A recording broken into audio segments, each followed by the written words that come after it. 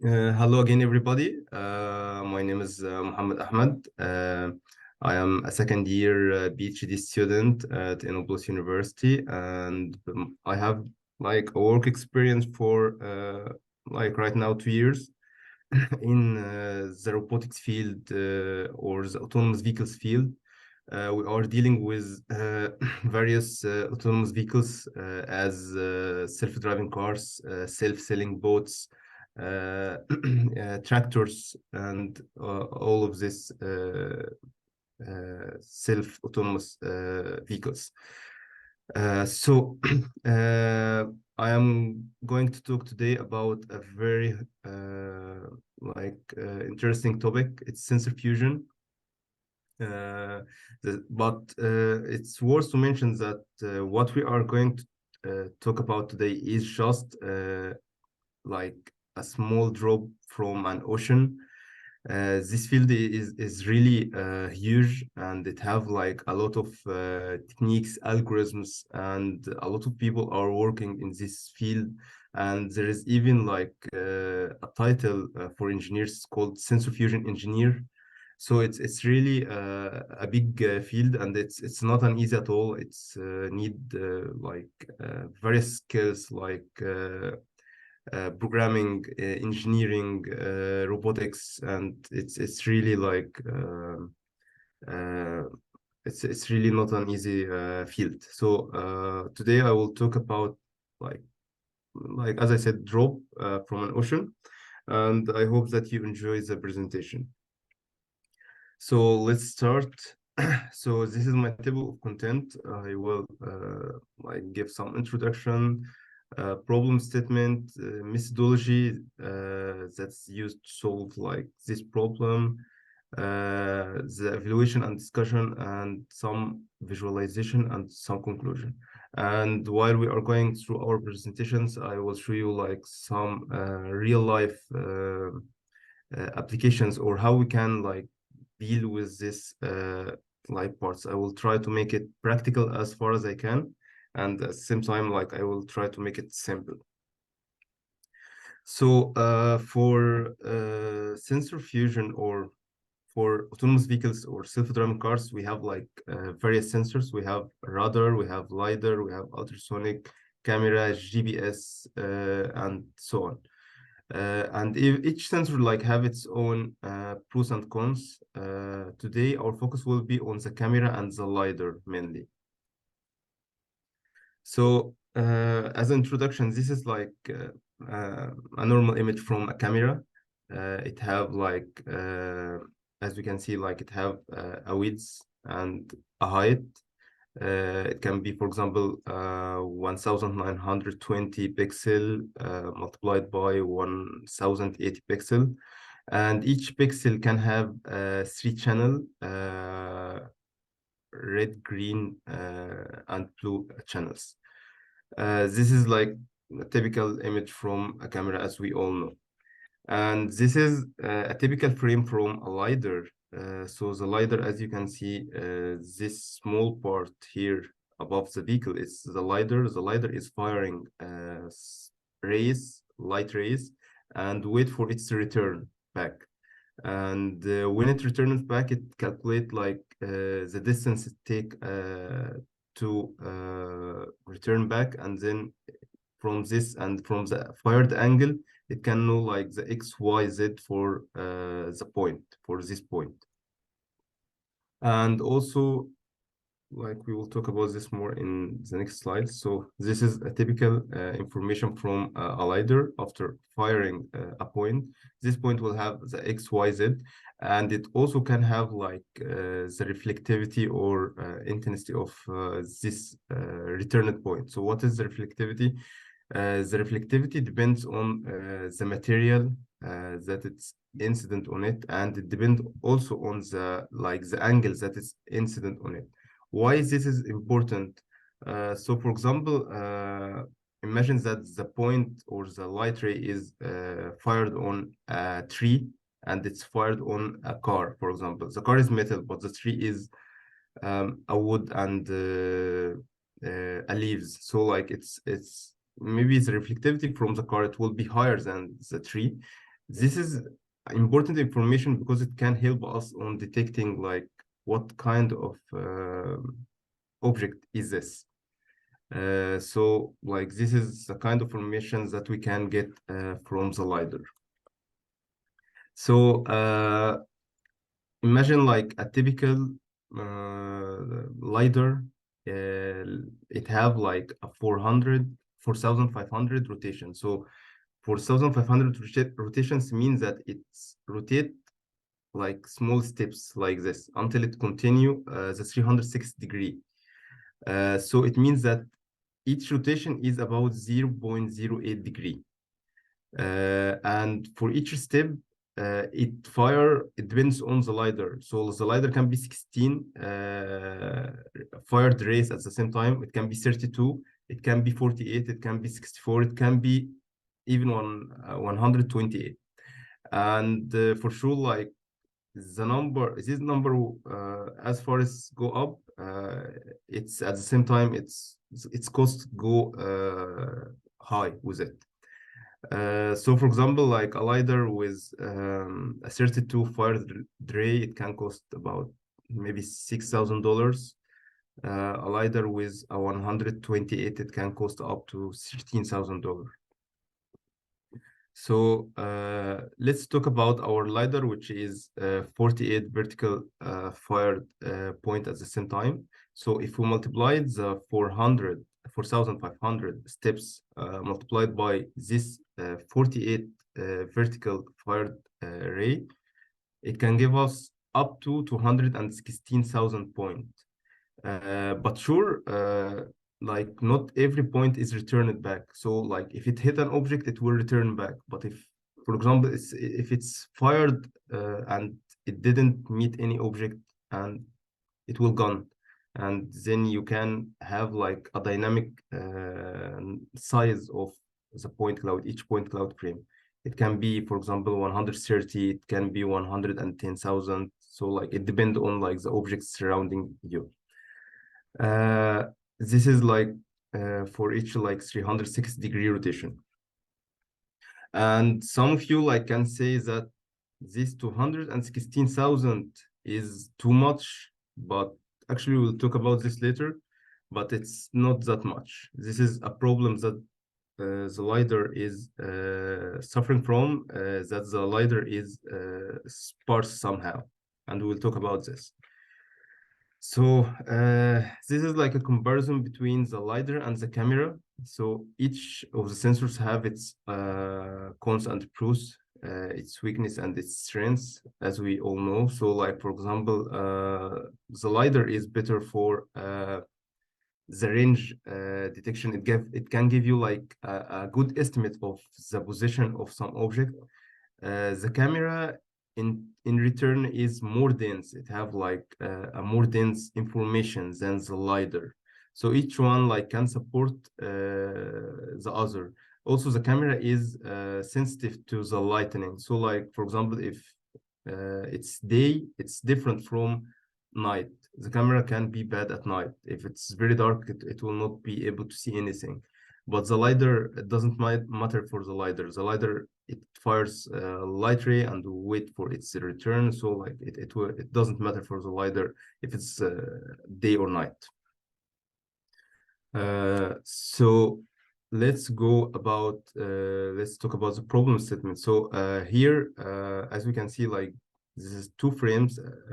It's the same frame. Here is the image that we take from the camera, and here is the LiDAR point cloud. And as we can see that the LiDAR is really sparse. So the LiDAR, we said that it can have up to 216,000 points per frame. And imagine only the part that is corresponding to the same image. So it will be only 90 degree. So imagine that from this 216 point, we just received 120 points, and the others are fired, for example, into the sky, or they didn't meet any object. And this 120,000 point for the 360 degree, we just take the 90 degree field of view that correspond to the camera. So this means that this 120,000, it will be divided by 4, which means that we only receive 30,000 point almost for like it's almost like 30,000 points for the same frames that correspond to the image. But let's imagine like a normal image, which is even not 1,920, it's just 1,000 multiplied 400. This means that the image is have like 400,000 pixels. So this is like much dense than the LiDAR, and that's why we are saying that the LiDAR is sparse. So if we are to project each point here to the image here, then we will have a lot of spaces that is like doesn't have any point from the LiDAR. And that's one of the LiDAR problems, that is it's sparse, but it's like more accurate in giving us like estimation of the distance and so on. And that's why like we are trying to make sensor fusion to get over each weakness from each sensor we have. So what is our goal? Our goal is always to make a fusion, and we are always trying to search for algorithm or a models that can give us like a trade-off between performance and between time. So let's, for example, imagine that we have the best model in the world. This model can give us accuracy 100%, but this model like can give us its output after maybe 5 seconds. And imagine a self-driving car that is moving in the street, and this self-driving cars like needs like it will need like immediate response from this model, but it will take this response after 5 seconds. This means that this self-driving car can make an accident meanwhile, so we can't use this very good model while it have like a lot of time. It take a lot of time to process. So that's why we always like search for a compromise between the performance and the time. We need like to take like a moderate performance, like maybe 80% accuracy or 90% is enough for us. As long as we are taking like, it works like in a few milliseconds. When we develop something, when we develop a new software or anything for our self-driving cars, the first thing we test is how long does it take? Like, is it in a few milliseconds or not? If it's not, then we discard this algorithm or we discard this approach at all. Normally, most of our packages or most of our software development or modules we have, it just take about on average 5 milliseconds, maybe less. But our like max that we can allow maybe like 15 milliseconds, and that's it, or 20 milliseconds, and that's it.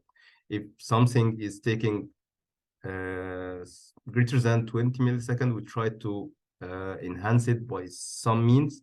But if we couldn't, then we discard this algorithm, because like some algorithms really need a very computational or a very computational power, high computational power. So for the methodology, I will talk first about the camera. So firstly, we need to calibrate the camera, and then we need to calibrate the camera and the LiDAR together. Why we need to calibrate the camera? So for example, the camera can have kind of a distortion because of the lens in the camera. So it means that like if you have something straight or like for example checkerboard or anything that is straight in the real life, it can appear something like this in your image or something like this.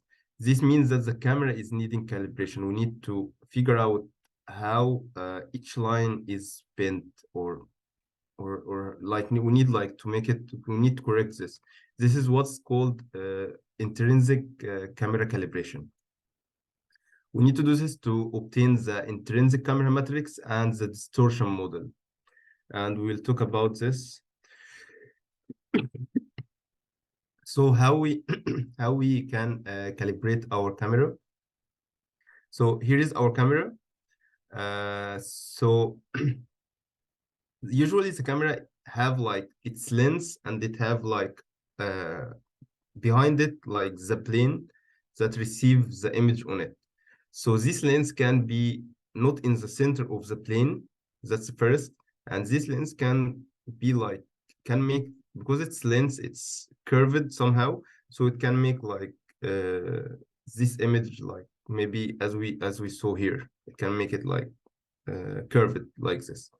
So the point from the world is not like falling on the right place that it should be on the camera. And that's why we are doing the calibration. We are using chessboard. This chessboard is have like a known dimension, known size, known numbers of squares, and known dimension of each square. And then it's easy to detect this chessboard with some algorithms that OpenCV or many algorithms is providing. And we like moving with this checkerboard unless we get our intrinsic camera matrix. And I will show you like a video for this, or how is this done. So we have a point here. For example, like let's say this is a point on our world, and this point like the light will fall from this point into our camera. So like it will pass through a lens, and then after this lens, it will fall onto the image plane. That's how our camera work. The first thing is our intrinsic parameters calibration. This is where is this lens is lying with respect to this plane, and how this lens is making some distortion to our model. So let's see how we do this calibration to obtain this intrinsic calibration. Can you see like the videos that I'm sharing right now?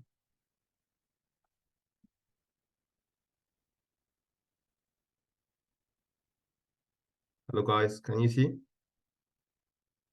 Yes, we can see very well. Okay, great. So this is like a typical calibration, or how we do it. I always use this tool to do the calibration for all of our cameras. So as you can see, like here is a checker board. It should be flat, should be like lying on a flat surface, and we should like know our dimension, and we give like our for example, like we give the size of the board.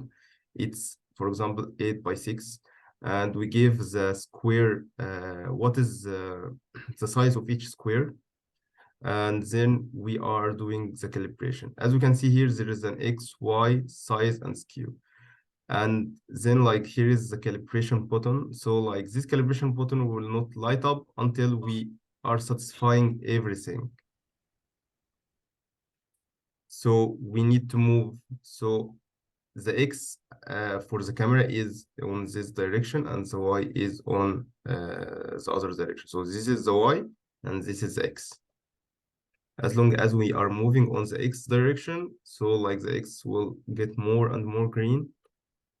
And as long as we are moving on the Y direction, it will get more and more green. So we need to cover each pixel, and we need like to take as much samples as we can. Normally we take about 100. The more is the better, but you don't need like to take maybe the samples at the same position.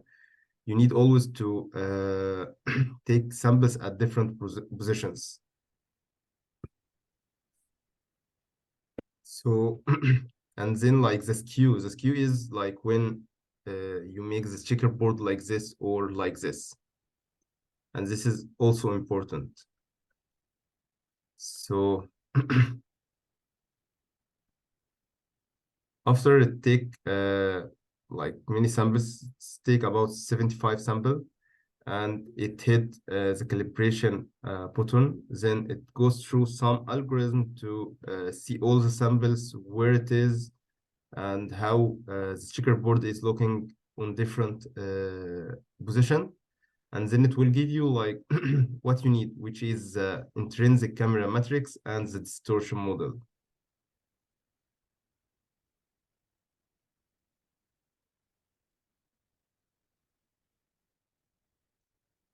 So the most important thing is the camera matrix, which is this matrix, and the distortion model. Later, we apply the camera matrix and the distortion model to our input image. So everything is back to normal. The distorted or the like the distorted shape is undistorted then. And like if you have like a straight line in the world, you will see it straight line on the camera again. And that's why like this step is very important. Then we will go to the extrinsic parameter calibration. The extrinsic parameter calibration is the matrix that we need that define the relative position of the LiDAR with respect to the camera. Or like, for example, the LiDAR have, for example, like there is a human in front of our system, and the LiDAR can detect this human and the camera can detect this human, but we need to map the LiDAR to the camera. So we need to project the information from the LiDAR into the camera, or even the information from the camera into the LiDAR. So we need a matrix that can do this for us. So this is called extrinsic parameter calibration. So we need to know like where is the LiDAR with respect to the camera, and what is rotation of the LiDAR with respect to the camera, and to get these parameters so we can project the information together. So some of you can say it's that, okay, we can design our system so we know like the position, the relative position between the LiDAR and the camera. Actually, it's hard. It's really hard to do this. Even if you know like the position between the camera and the LiDAR, you can have like some rotation, some small rotation, or some small translation. And this small rotation or translation, it can affect you heavily later on. That's why we need to do this step. It's really important step and crucial step, and a lot of people suffer from it. So this is like some package we are using to calibrate the camera and the LiDAR together. So what we are doing here, we are taking for example, like here, we need like an A1 size chessboard, or so this chessboard can be detected by the camera and can be detected by the LiDAR here. For the camera, it will be detected like as squares, and we can like detect the black pixels and white pixels as we did before. But for the LiDAR, it's only a wooden chessboard. So we are removing everything around. We just like keep the board. We take it at different positions as we did before for the camera. But here we are getting like the transformation between the camera and the LiDAR. So here they took a sample, and again, we need like at least 20 sample to 40 sample here. So it's really hard process.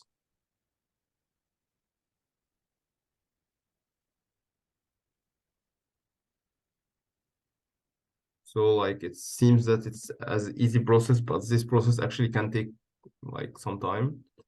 It can take maybe 3-4 hours because like it's not easy as it looks like. It's really hard to do all of this, and sometimes it don't detect like the camera, the chessboard in the camera, or it don't detect the chessboard in the LiDAR. So like you really need to take like some very good samples. after all of this, you do the calibration as well. And then you will have like a calibration between the camera and the LiDAR. You will have like a matrix that is saying like what is the relative position of the camera and the LiDAR, and what is the translation between the camera and the LiDAR. And when you have this information, then you can project a point in the LiDAR frame to the camera frame. So let's continue. So this is for the intrinsic and extrinsic camera calibration. Then we will, now after we do this calibration, now we can go to the real work, which is the fusion. So the fusion have like three types. It can be a late fusion, it can be an early fusion, or it can be intermediate or a slow fusion. So each one of them has its own advantage and its own disadvantage. So for example, for the late fusion, it can use like it can take the data from the LiDAR and the data from the camera. Each one have its own model, and it gets its own output, and then we fuse the output from both models.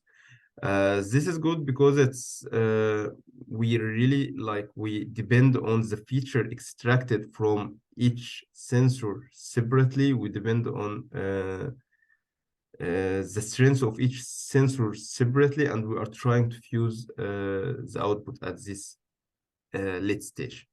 For the early fusion, it's we mix like we take the data from both sensors, we give it to the model at the beginning, and on this way we are like not depending on each sensor by its own, but this this approach also have its own benefits because it's if you can use it correctly, then you can from the beginning overcome the disadvantage from each sensor, and you can get a good results at the end. For the slow fusion, we get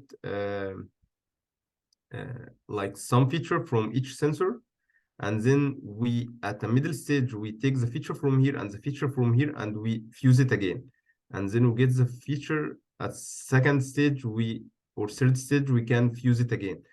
This also is a very good a way to make a data fusion, but it's like a little bit slow.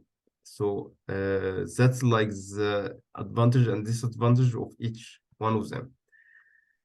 So for our for our method today, we are going to use late fusion. So this is what like a very simple fusion that we are going to talk about. So we have the LiDAR, it gives us the point cloud, and then we pass it to a 3D object detector, and then this 3D object detector, it can give us like a 3D bounding box for each object. And then we can look at the camera, which gave us like an image, and we pass it to a 2D object detector, which is YOLO V3, for example, or any kind of detector. And it can detect like the objects on the 2D image, and it can give us like 2D bounding boxes on the image. Then we fuse the output from both sensors, and we get like the fusion at the end. So for the camera, I believe like some of you had heard about YOLO. So the YOLO is simply is an AI model or a neural network like model that we can use to detect objects in the image. It's just like a convolution neural network, something related to image that can detect like the objects in the image. The image, we take the image, the raw image, and we feed it to the neural network. The neural network have like many layers, and in simple words, it have like the idea from the YOLO is that it have like some moving windows, and these windows like with the different scales. So it just scans the image with this moving scale until it can detect like some object, and then it give you like there is an object here or there and so on. So this is like for the YOLO for the images, and here is like for the LiDAR we are using something called complex YOLO. It's the same idea as the YOLO, but it's a little bit different. Here we are using the complex YOLO. It's deal with the 3D point cloud. So how we are using this? So we feed the 3D point cloud. We transform the 3D point cloud into an RGB map. So we basically transform it to an image, and then we give it to the YOLO. The YOLO detect 2D bounding box for objects from the bird's eye view or from the top view of the LiDAR. And then, but this boxes is just like simple boxes. It's not rotated, it's just simple rectangles. So there is something called Euler region for bounding box. So this is like an angle regression method that can make the box rotate.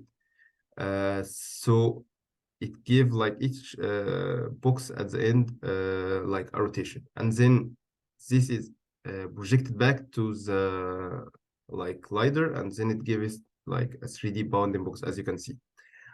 So this is a very simple approach. It can be used, but there is a lot of approaches that can be used here.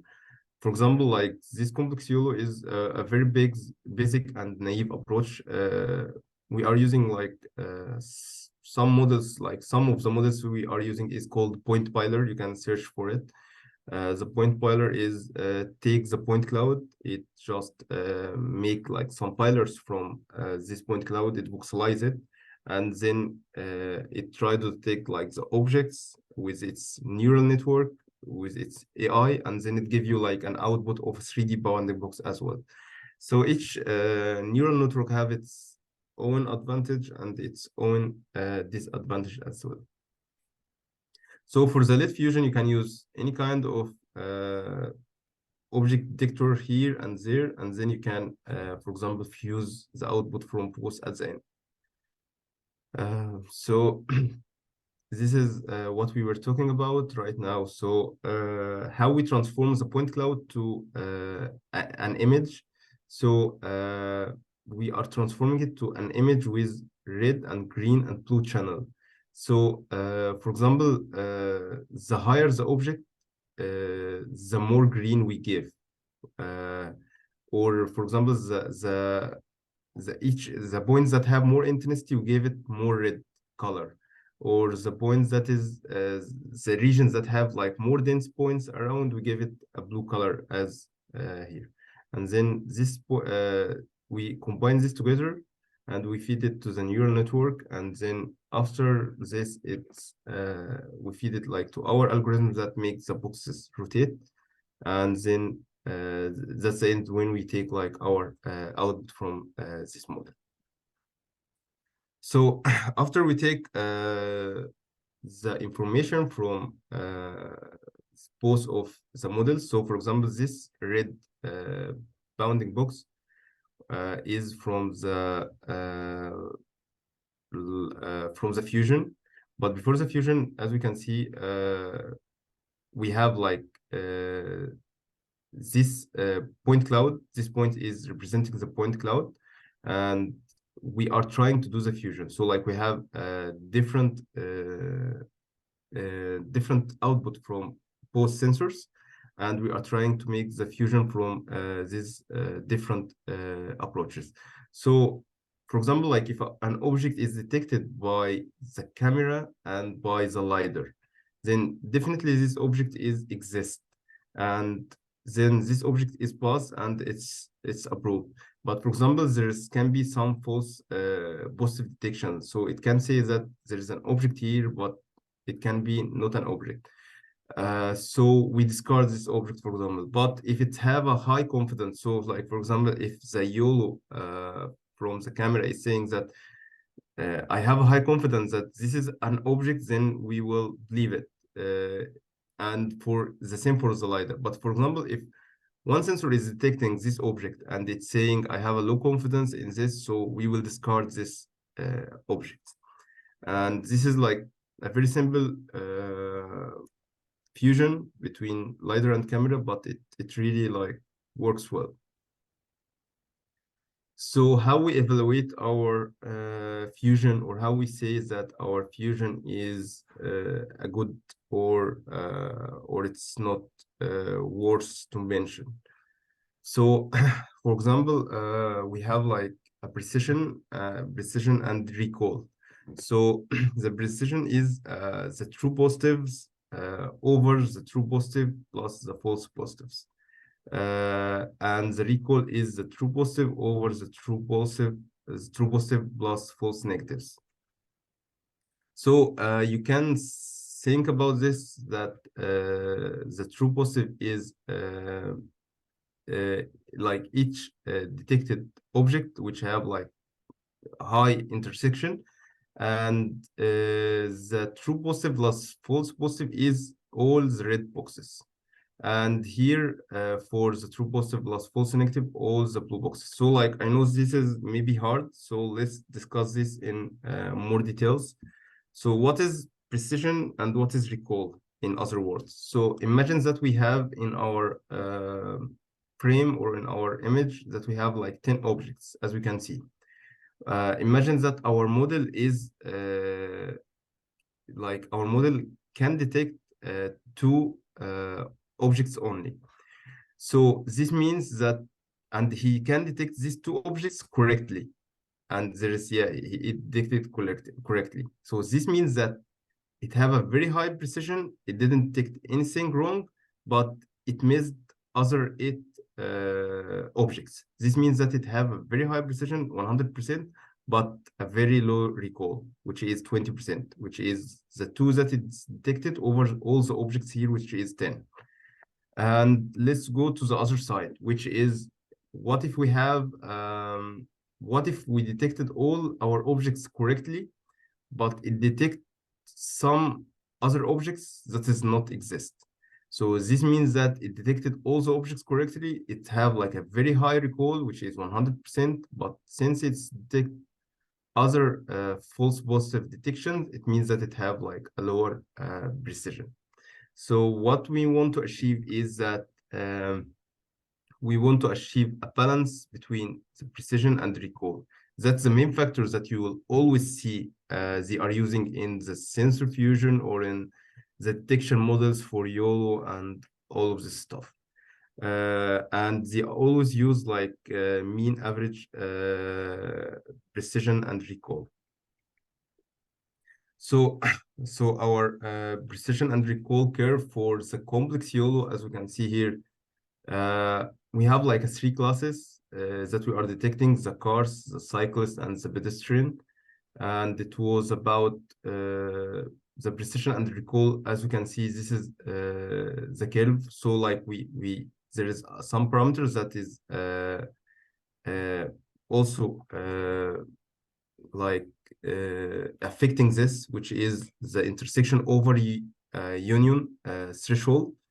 So for example, at a very high intersection over reunion, so we say that only get us like things that have a very high IOU. So it will have like a very high recall, but a very high precision, but a very low recall. But for things that have like a low IOU, then it will have like a very high recall, but a very low precision. So, and the mean precision recall is the area under the curve. We take this area under the curve, and this is like how accurate is our model is. And here is for the YOLO. The YOLO like have a lower bounds. And so here is like the final. So as we can see, this faded line is for the 2D YOLO that come from the camera. And for this dashed line is for the 3D object detectors that is from the LiDAR that is detecting the objects in the LiDAR. And for the solid lines, it's from the fusion, after the fusion. And as you can see, after the fusion, it can detect more and more objects and more accurately. And that's why sensor fusion is important. It can like give us like a better and better results.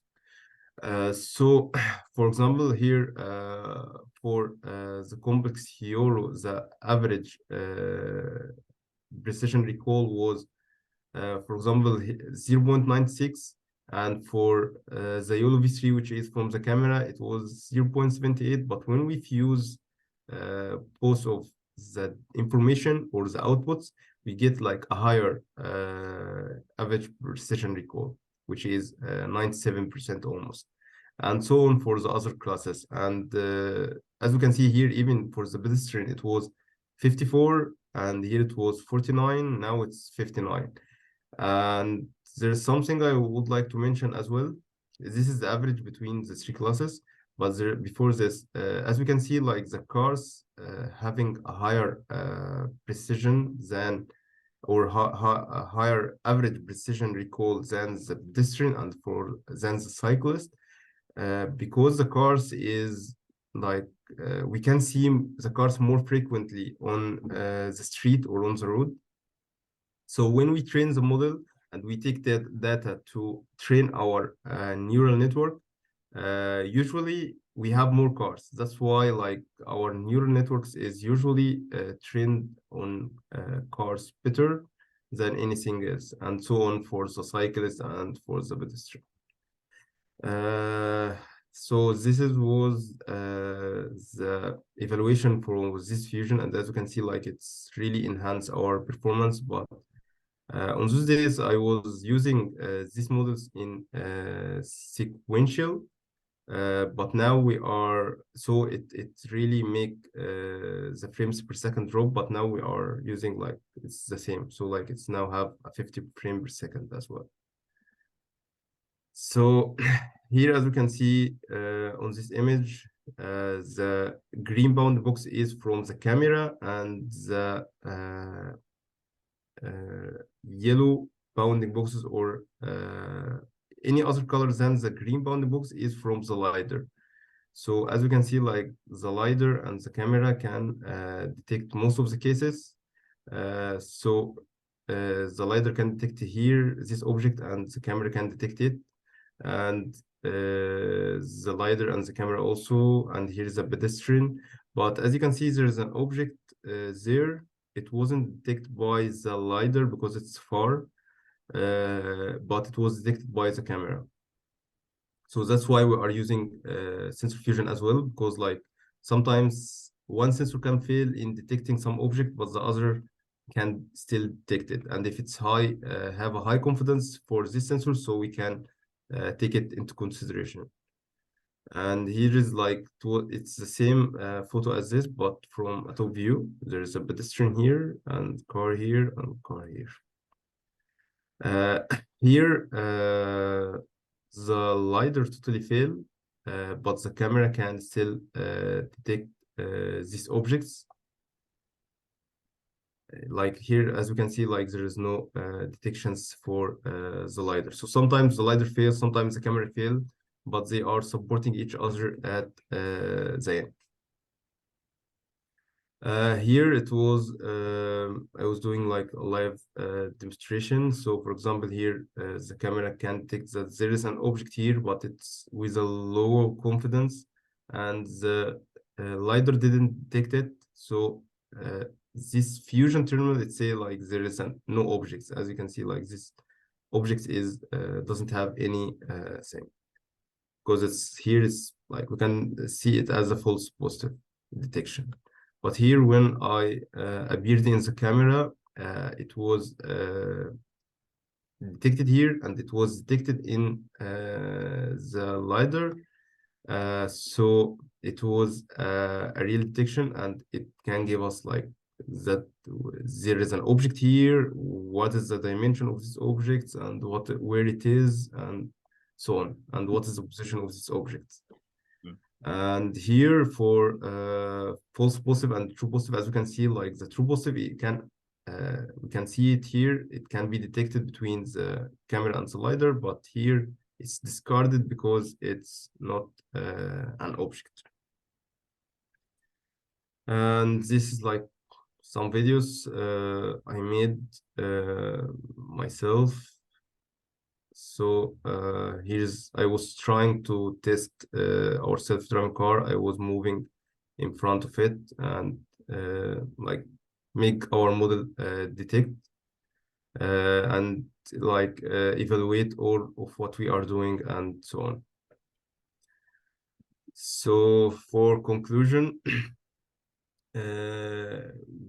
so like image-based fusion combines information to obtain better results than 2D object detection model and the 3D object detection models separately. So like it give you like a better results. The result shows that the both method enhance the results of individual methods that use point cloud data or image alone. And also it's worth to mention that this is sensor fusion was done for camera and LiDAR, but we are doing a lot of sensor fusion between many sensors for specific modules to enhance our like perception or localization in the world. So like we can perceive the surroundings objects correctly, and we can localize ourselves in the environment correctly. So that's why we are using sensor fusion always between different sensors. Also, we are using, like, for example, sensor fusion between IMU and GPS. So why, for example, we are using sensor fusion between IMU and GPS? The GPS have like some cons that under bridges it lost signals, and between buildings, high buildings, it can also give you like inaccurate detections or inaccurate position. So that's why we are using it with the IMU, but the IMU, it can give you like, it can track your speed for some time, and it can give you like a very good estimation of your speed, your rotation, orientation, and this stuff. But at the same time, it can drift away. So that's why we are doing sensor fusion between both of them, so we can get a better localization. So like sensor fusion is common in self-driving cars, and it's really important, and it can give you like better perception and better localization of your vehicle. So that's it, and thank you for your attention, and we can have like asking and answering session. Thank you.